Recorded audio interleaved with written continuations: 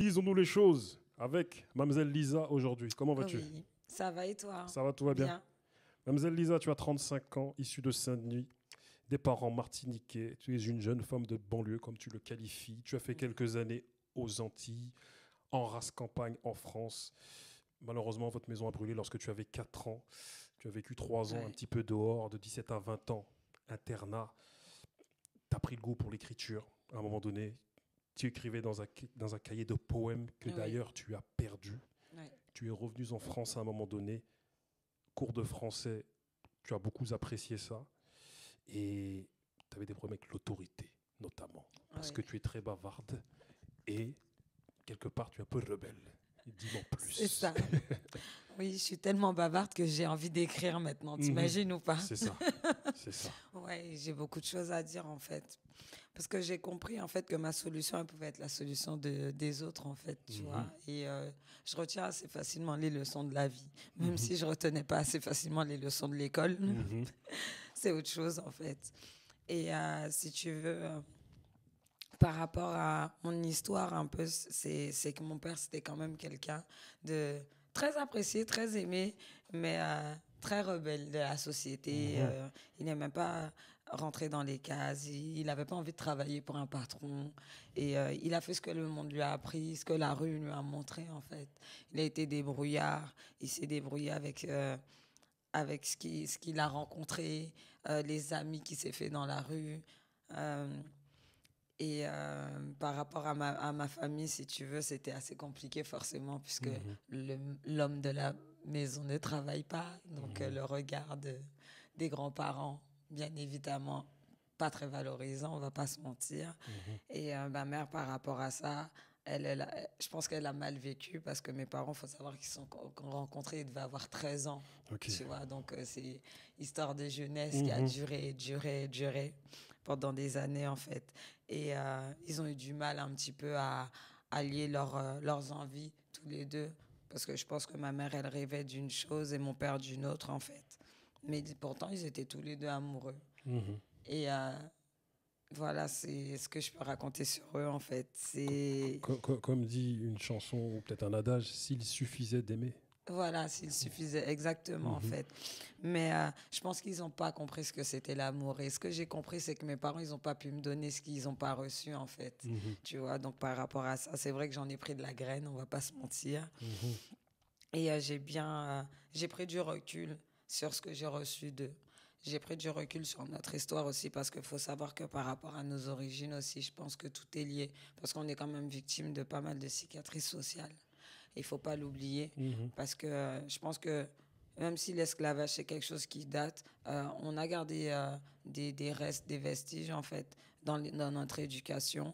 Et par rapport à ça, je pense que ça reste ancré en fait dans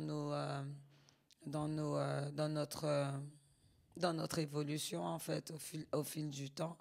Et ce que j'ai constaté, c'est que on était juste amené à répéter des actions et les actions des maîtres en fait. Et même au sein des familles, c'était la même chose parce que sur une île un peu, tu vois, quand on te libère sur une île, sans instruction, sans éducation, Mhm. sans valeur, qu'est-ce que tu veux reproduire à part l'image du maître? C'est ce que tu as connu, c'est ce que tu as vécu. Donc tu fais que répéter, répéter, répéter. Parce on sait que l'esclavage a laissé pas mal de stigmates. Voilà, C'est-à-dire exactement. que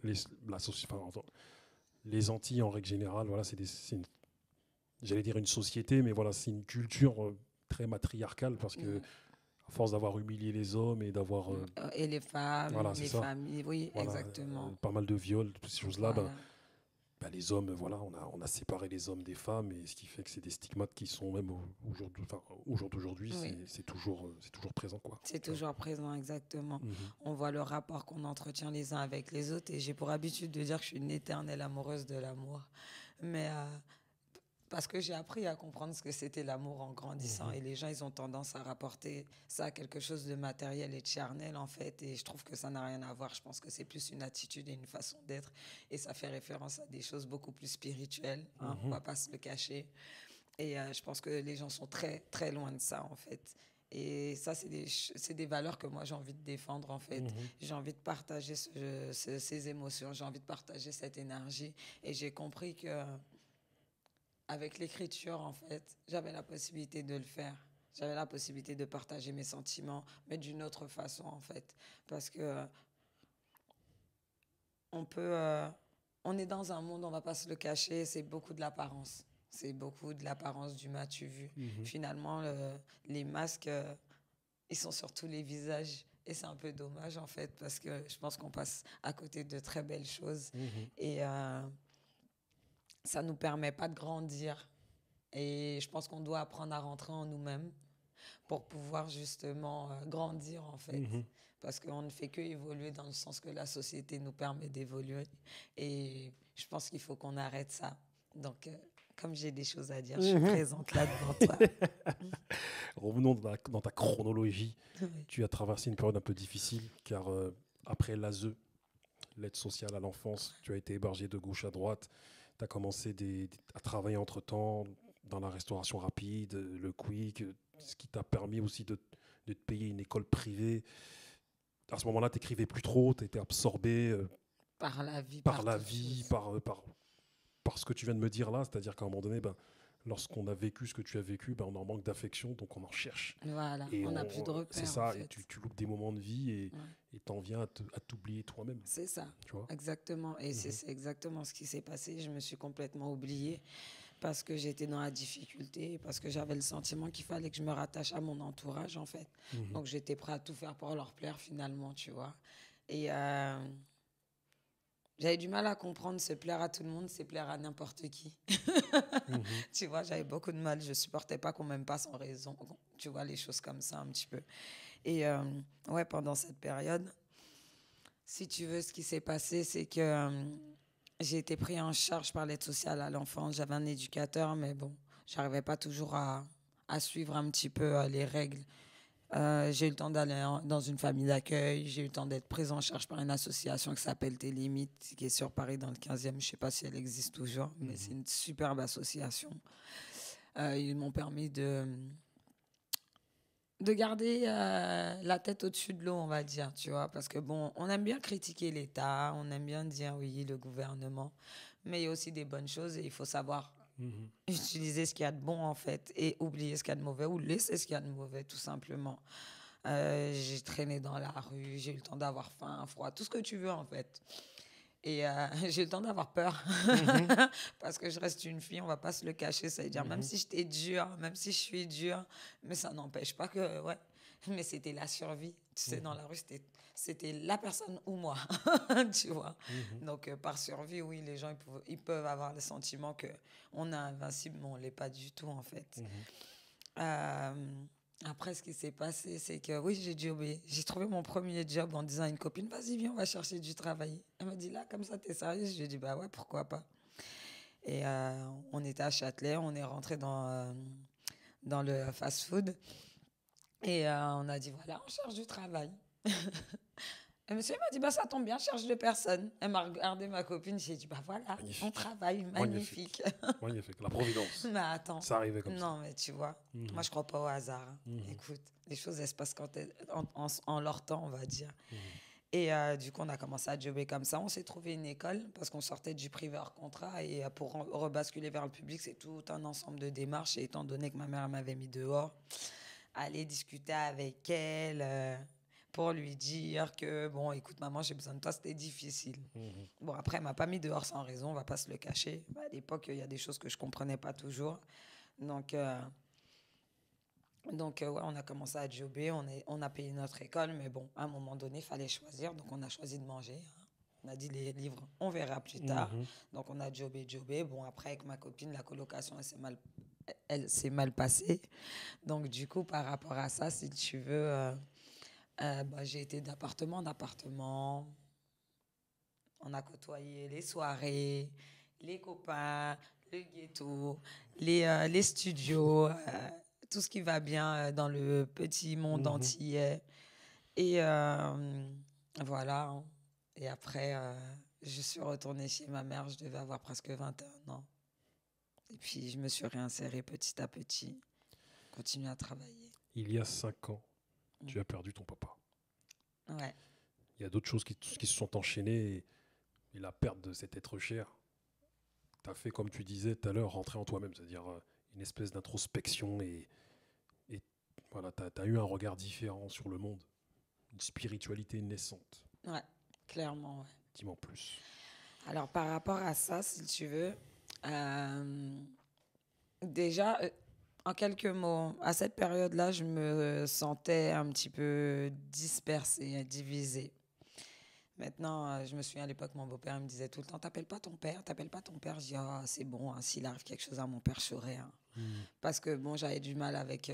il avait un penchant pour l'alcool. Il était alcoolique, malheureusement. Il a pris des drogues dures aussi, donc son comportement, son caractère, il était difficile à gérer. Et je devais peut-être être la seule qui arrivait à le remettre à sa place, on va pas se le cacher. Et par rapport à ça, j'ai été beaucoup touchée, mais pas de la façon dont j'aurais pu croire, en fait. C'est-à-dire que j'ai eu la peine, j'ai eu un léger manque, mais j'ai commencé à me poser des questions sur pourquoi il buvait, pourquoi les choses elles se passaient comme ça. Pourquoi il buvait, pourquoi les choses elles se passaient comme ça. Et à la finalité, ben, j'ai commencé à regarder les gens autour de moi différemment et à me dire et à comprendre surtout que la souffrance des uns et des autres, elle est parfois difficile ou elle est parfois invisible aux yeux des uns et des autres, en fait. Et tous ces aspects de la vie, en fait, ça m'a fait comprendre on était là pour partager, en vrai. On est là pour partager, on peut dire ce qu'on veut. Le matin, je suppose que quand tu vas acheter ton pain, tu vas à la boulangerie. Tu ne le fais pas tout seul.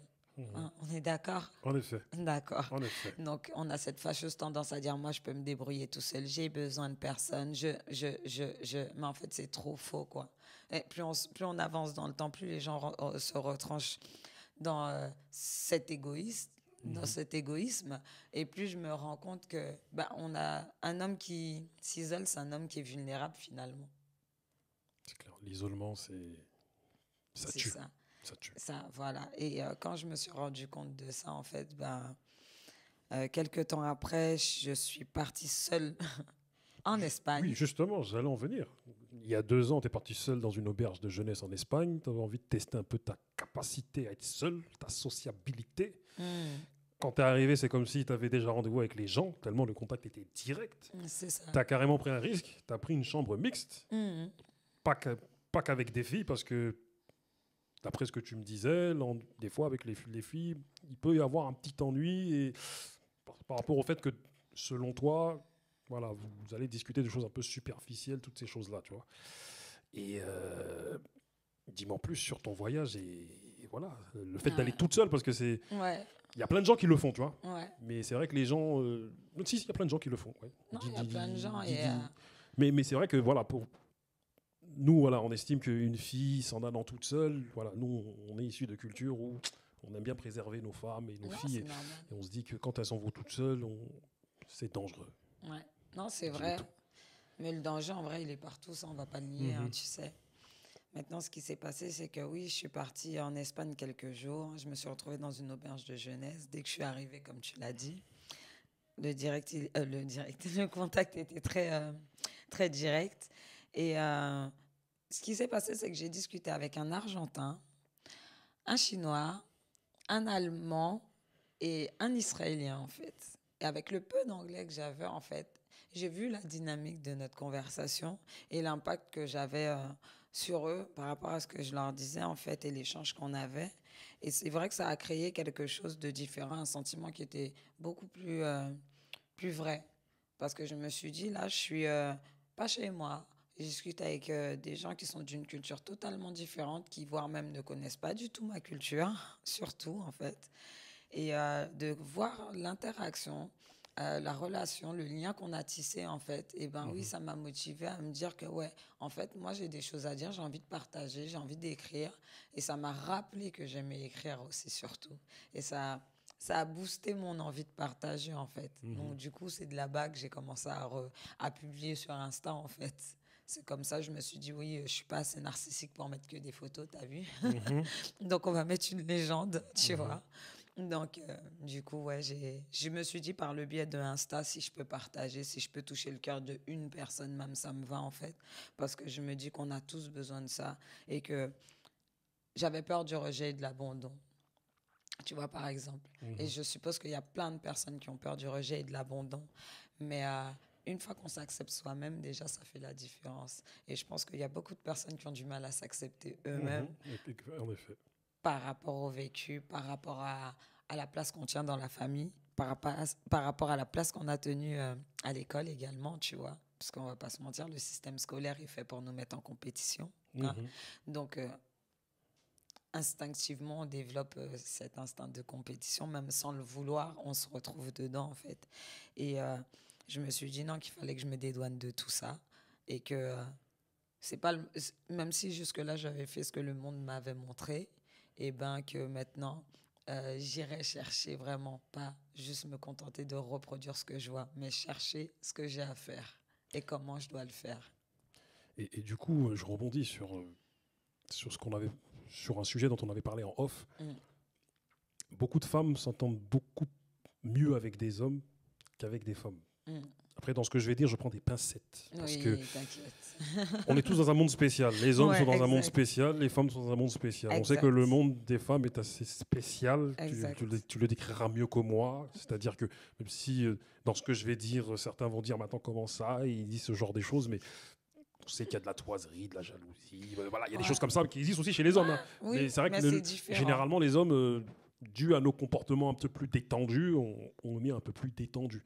Et du coup, toi, depuis ton enfance, tu t'entends plus, tu t'entends mieux avec des hommes comme beaucoup de femmes, plutôt qu'avec des femmes. Et dis-moi plus. Par rapport à ça, honnêtement, je pense que ça peut avoir un rapport direct avec la relation que j'entretiens avec ma mère, en fait, si tu veux, parce que je pense que ma mère, elle a attendu certaines choses de moi que je ne pouvais pas lui donner parce que je suis qui je suis, en fait. Et par rapport aux autres femmes que je côtoie, si tu veux, je suis dans la méfiance parce que j'ai du mal à leur faire confiance parce que j'ai le sentiment que ça pourrait être toujours un rapport basé sur une attente, un intérêt quelconque, en fait. C'est surtout ça, en fait, je m'en rends compte, tu vois. C'est vraiment ça, parce que même moi, je suis quelqu'un de très simple, je suis quelqu'un de très nature, très tranquille, très chill. Je sais pas, je sais ce que j'ai à faire quand j'ai à le faire. Bon, des fois, ça m'arrive de traîner un peu. Mais les femmes, elles aiment rester un petit peu dans l'apparence, dans le contrôle. On va pas se mentir, on calcule beaucoup. On est beaucoup en train de calculer, oui, je vais faire ça, comme ça, ci, comme ça. Comme si on est dans la tête du monde entier, mais sauf qu'on est dans la tête de personne. Et on se laisse pas vivre les choses simplement. On a toujours, je pense qu'il y en a beaucoup qui ont besoin de garder ce cap, cette attitude, ce contrôle pour pouvoir aller là où elles ont besoin d'aller. Mais la plupart d'entre nous, je sais même pas si on sait où est-ce qu'on va. Réellement. Mais tu dis pas aussi que c'est par rapport au fait que le monde est injuste avec les femmes. C'est-à-dire, le monde est dur avec les femmes. Parce que les femmes ne sont pas considérées à leur juste valeur. C'est-à-dire que les femmes sont obligées de développer des systèmes de défense, d'autodéfense, des boucliers pour éviter de flancher face à la misogynie ou même face au machisme, parce que c'est un monde qui est malheureusement régi par des hommes et des hommes bien machos. Tu vois. Si on s'en réfère juste à un phénomène de la prostitution dans le monde, c'est que ça touche beaucoup plus les femmes que les hommes. Tu vois. Ça, je suis d'accord. Et voilà, quand je prends comme exemple la prostitution, c'est dû au fait que les hommes ont un problème avec les femmes. Tu vois, non, ça, je suis d'accord quand même. Un problème avec l'objectisation des femmes, tu vois, c'est un grand problème, ça, tu vois. Je suis d'accord avec ça, mais à l'heure d'aujourd'hui, on est d'accord, la prostitution, elle n'a plus rien à voir avec avant. Avant, les femmes, on va pas se mentir, elles se prostituaient parce qu'il fallait qu'elles nourrissent leurs enfants ou qu'elles avaient des études à payer. À l'heure d'aujourd'hui, elles se prostituent pour un sac Louis Vuitton. Oui, mais tu vois, il y a quand même le rapport qu'on a. Oui, mais il y a quand même cet aspect-là où il y a des femmes qui se prostituent quand même parce que dans les pays vraiment, ou même en France, hein, ça arrive aussi, hein, tu vois. Mais c'est vrai qu'il y a ce nouveau phénomène de femmes de même des jeunes filles, hein, qui aujourd'hui se prostituent, mais voilà, comme tu dis, parce que voilà, il y a le phénomène des réseaux sociaux, il y a tout cet aspect-là aujourd'hui, tu vois. C'est le rapport aussi avec l'amour qu'on a. Je pense que le plus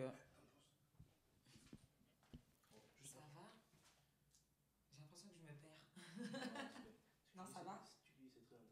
Grave. Oui, je te remets dans le sillage.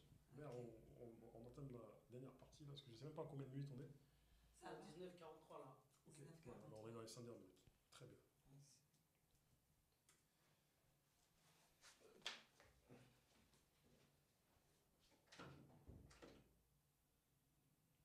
T'es en train de dire quoi?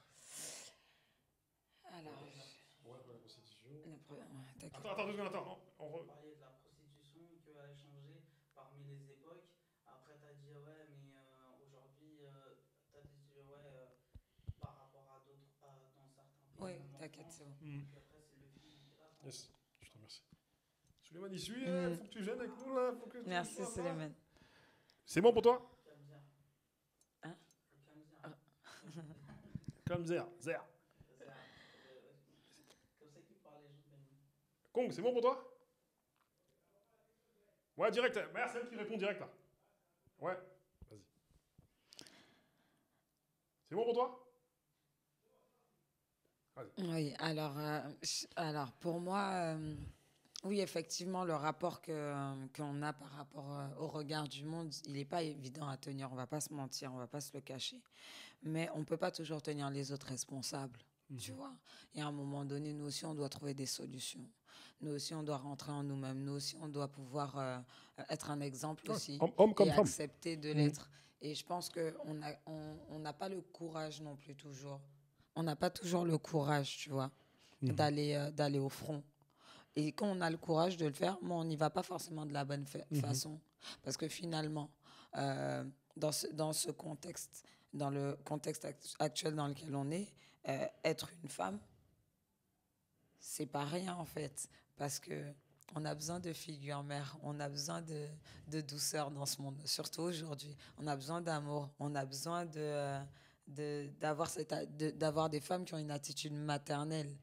Et malheureusement, c'est vrai que par rapport au regard du monde, eh ben, on s'éloigne de cette attitude maternelle. On s'éloigne de cet amour. Et c'est ce que je trouve dommage, même si les hommes sont durs. C'est pas parce qu'ils sont durs qu'on est obligé de s'endurcir, en fait. Parce que quelque part, c'est ne plus respecter ce qu'on est, en fait.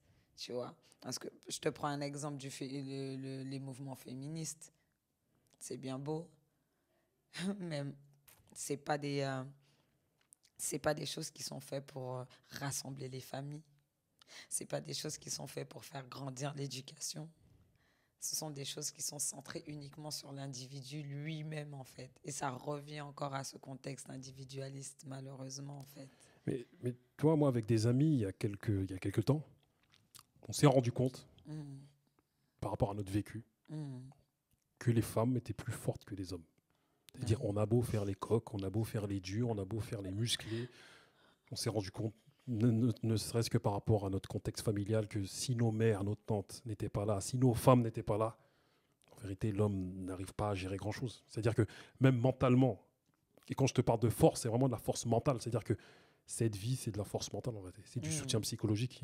Et nous, on s'est rendu compte avec beaucoup d'hommes que les femmes, vous êtes plus fortes que nous. Et j'ai tendance à dire, vous êtes trop fortes, je vous respecte. Parce que vous traversez vents et marées, vous traversez des choses que nous, hommes, on traverserait. Voilà. Et même, tu t'en réfères juste aux bars. Dans les bars où tu vois des alcooliques, des mecs en train de boire, c'est majoritairement des hommes. Ouais, c'est vrai. Et souvent, moi, c'est du vécu ce que je te dis. Hein, c'est que j'ai des hommes, des gars à moi, qui, à un moment donné, c'est fini avec leur femme. Ça y est, ils se vautrent dans l'alcool et tout ce qui va avec. Et contrairement à une bonne partie des femmes qui, face à des déceptions amoureuses en tout cas, parce pleures un bon coup, tu relèves la tête parce que tu as déjà... est plus fier, je pense. Et puis parce que vous avez aussi cette éducation aussi. C'est-à-dire que souvent, vous avez compris que le monde est plus dur pour vous, donc tu es obligé de te battre. Et en fait, nous les hommes, comme je le disais hier à une amie, on est quelque peu avantagés, enfin beaucoup avantagés sur plein d'aspects dans ce monde, tu vois. Plein d'aspects. Tu vois, donc, ce qui fait que vous avez décuplé des forces que nous, on n'a pas forcément. Non, je ne pourrais pas dire si c'est vrai ou pas, je ne suis pas un homme, tu vois. Mais ce que je peux dire, c'est que je pense que vous êtes un peu plus fiers que nous. Et je ne sais pas si c'est de la fierté ou de l'orgueil qui fait ça. tu vois. Mais je pense qu'une femme, elle a plus de facilité à dire je t'aime déjà, elle a plus de facilité à vouloir se coller à son homme, elle a plus de facilité à vouloir déclarer les choses. Alors que les hommes, parce qu'ils ne sont pas toujours sûrs par rapport au regard des autres, par rapport à ce qu'on pourrait penser d'eux, je pense que sur certaines choses, ils font les fiers sur des choses Bah, qui n'ont pas lieu d'être La société et ça a, leur coûte. la société, voilà, pour rebondir un peu sur les hommes, comme tu dis, la société, elle a renvoyé des postures.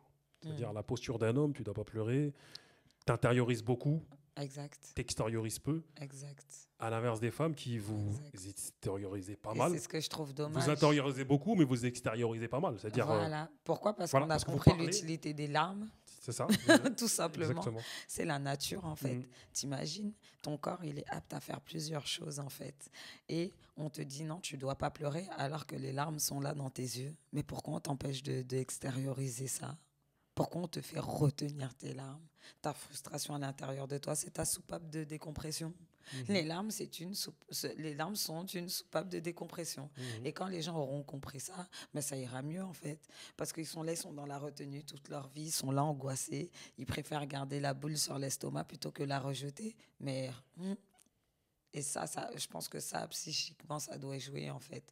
Je ne suis pas professeur de maths, de psychologie, de ce que tu veux, mais je pense qu'il y a des choses qui sont juste logiques, en fait.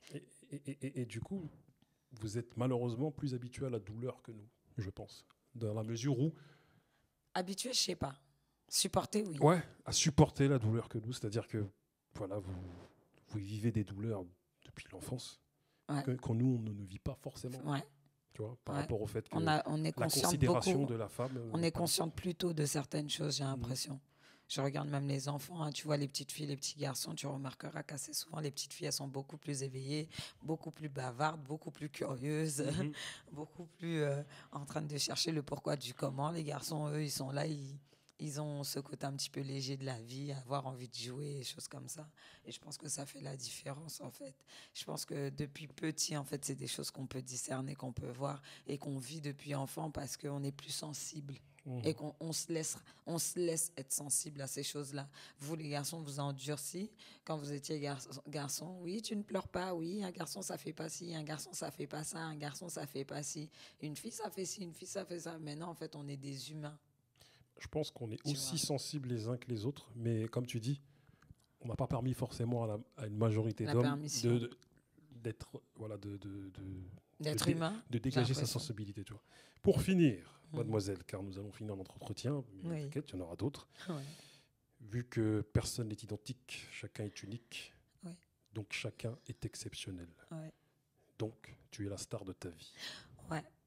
Bah ouais, j'ai tendance à dire que je suis la star de ma vie parce que même si j'ai pas la vie facile, même si j'ai connu des galères pas possibles, je profite bien de la vie. J'apprécie les moments que je vis, j'apprécie les rencontres que je fais et j'ai cette faveur de rencontrer de bonnes personnes. J'ai cette faveur de rencontrer des personnes intéressantes, de rencontrer des personnes, des artistes, de rencontrer des gens dans la musique, dans des acteurs, et de participer à des choses un petit peu qui sortent de l'ordinaire. Tu sais, je suis un peu, c'est un peu comme Cendrillon ou un peu, je suis dans mon conte de fées, moi.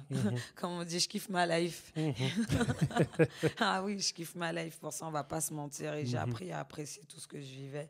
Et par rapport à ça, en fait, je me suis rendu compte que le hasard, pour moi, n'existant pas, que je devais faire quelque chose. Parce que je me dis, je peux pas avoir tout ça de contact.